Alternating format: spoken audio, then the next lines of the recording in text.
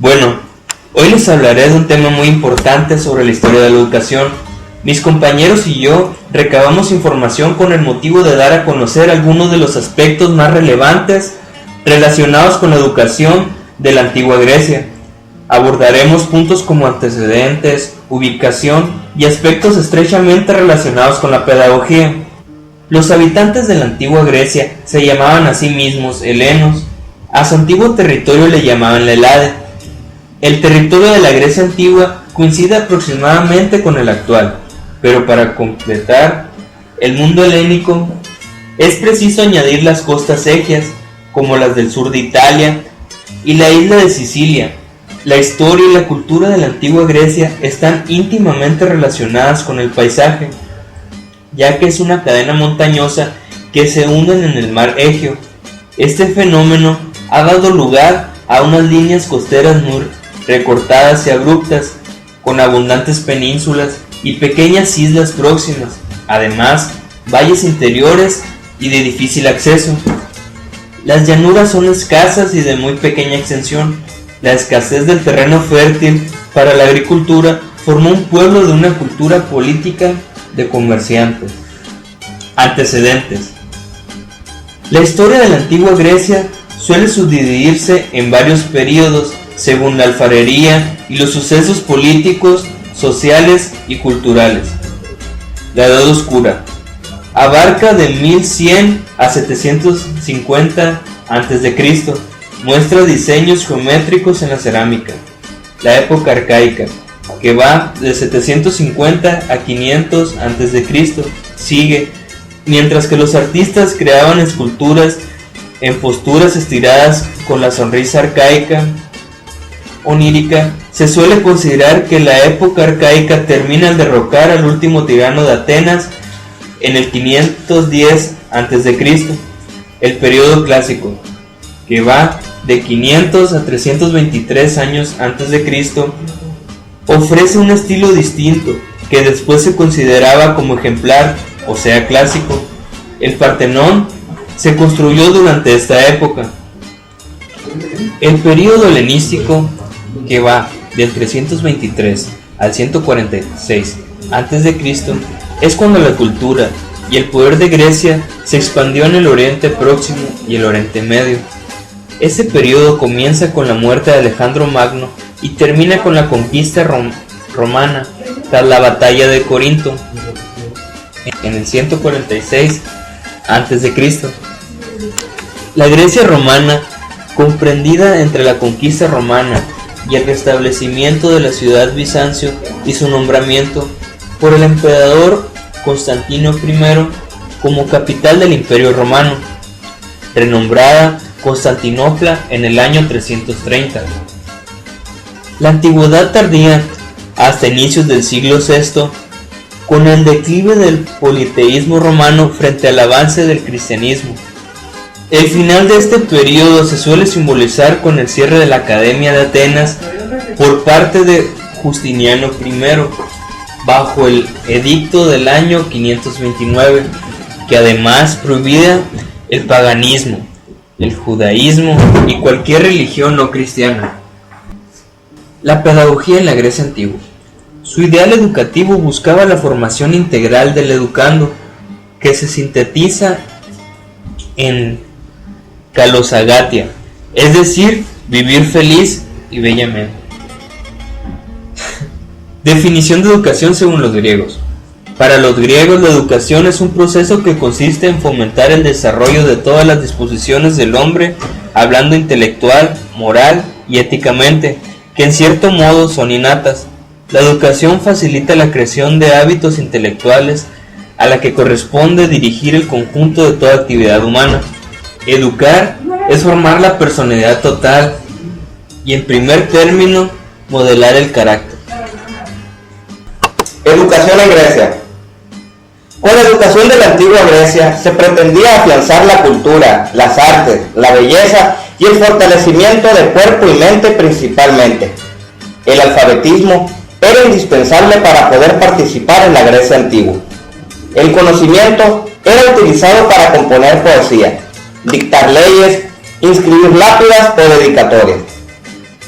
Más de la mitad de la población masculina sabía leer y escribir, lo que convertía a este pueblo en el más alfabetizado de su época. Entre sus principales precursores tenemos a Homero y Hesíodo. También grandes obras como la Ilíada y la Odisea, donde se proporcionan nobles enseñanzas como la constancia, fidelidad, valor y abnegación. Características de la educación. La asistencia a clase no era obligatoria. La familia gozaba de la libertad de educar al niño. A los 7 años, el niño comienza su formación paideia en las materias de gramática, música y gimnasia. El pedotriba era una especie de maestro que se encargaba de la educación de los jóvenes de los 12 a los 18 años. No se estimulaba a las mujeres a la educación, aunque algunas de ellas podían leer y escribir por su cuenta. Etapas de la educación en Atenas. Los presocráticos o filósofos jónicos trataron de examinar a través de la luz de la razón los diversos problemas humanos, como las incógnitas del mundo. Ellos introducen las matemáticas como elementos educativos. Su método dogmático, Magis dice, sostenía que la educación debe ser gradual y según las aptitudes de los alumnos. La educación debería ser estatal y estar en función a la realidad del país. La curiosidad los condujo a la observación y de aquí saltaron a la generalización, provocando una verdadera revolución intelectual, alcanzando de este modo las leyes, las causas, los principios que rigen todo lo existente. Con esta base intelectual que dejan los socráticos aparecen los sofistas. Los sofistas.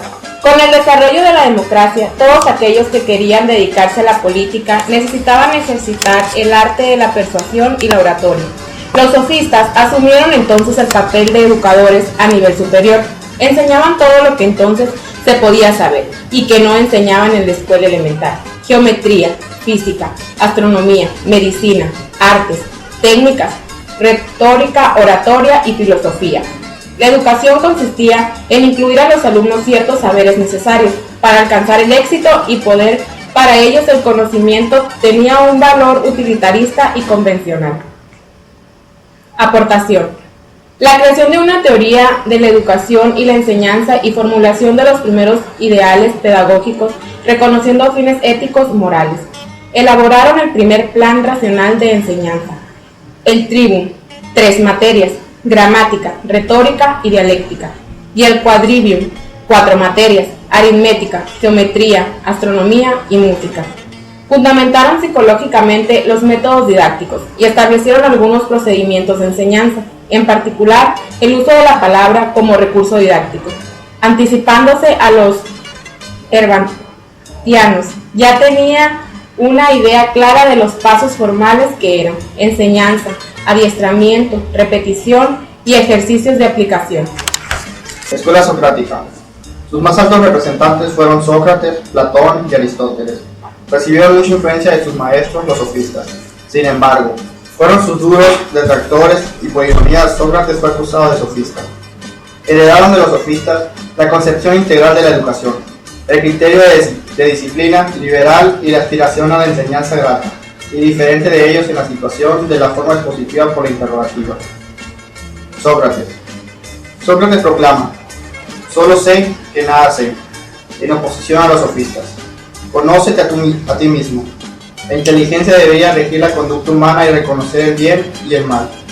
Su método era el interrogativo, que comprendía 2 momentos: la ironía, preguntas de carácter motivador, de la ignorancia al interés, y la mayéutica, preguntas para conducir a la verdad. Platón dividía la educación en 6 partes. Desde el nacimiento hasta los 6 años, el niño estaba al cuidado del hogar. De los 7 a los 13 años pasa a cargo de un fallotriba, que le enseña la gimnasia y la educación intelectual, gramática, música. De los 13 a los 18 años se intensifica la información intelectual. De los 18 a los 20 hacía una vida comunitaria con sus compañeros de armas y deportes. Los más capacitados continuaban sus estudios hasta los 35 años. Posteriormente comenzaba la preparación de los filósofos y los futuros gobernantes de la Pilos. Aristóteles estableció los pasos didácticos anticipándose a Herbart, los cuales eran percepción, memorización y asociación. Descubrió el método educativo, práctico, el método inductivo, intuitivo y dialéctico. Elaboró un plan de estudios con alcance a los 3 niveles de la educación, trivium y quadrivium. Para el nivel primario estableció la lectura y las ciencias propias de su edad. Pionero de la inteligencia emocional, también desterró los castigos corporales. Conclusión. Los griegos confiaban en las capacidades del ser humano. Esto se puede ver en la extensa gama de actividades en las que se incluían. Se puede decir que se desarrollaban integralmente. Debido a esto, la cultura griega destacó por sus grandes logros en filosofía, ciencias, literatura, arte y los Juegos Olímpicos.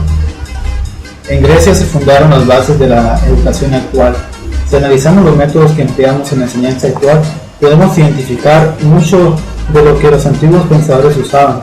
Por ejemplo, la ironía, preguntas de carácter motivador, la mayéutica, preguntas para conducir la verdad utilizadas por Sócrates, la de Platón, que dividió la enseñanza de acuerdo a la edad de los niños y erradicaba la violencia, la de Aristóteles, que descubrió el método deductivo, el inductivo, el intuitivo y dialéctico.